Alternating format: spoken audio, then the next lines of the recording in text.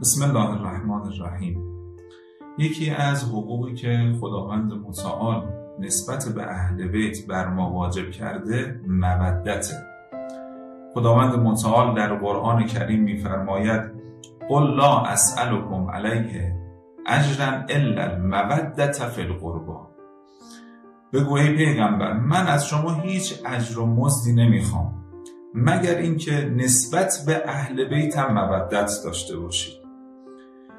مودت فراتر از محبته. مودت یعنی محبت همراه با اطاعت. در صلوات شعبانیه میخوانیم اللهم صل علی محمد و آل محمد الطیبین الابرار الاخیار الذین اوجبت حقوقهم. بعد از حقوقهم بلا فاصله میفرماید و فرضت طاعتهم. میخواید حق اهل بیت رو ادا کنید؟ شما که محبت دارید به اهل بیت باید اطاعت هم داشته باشید. این معنای مودت.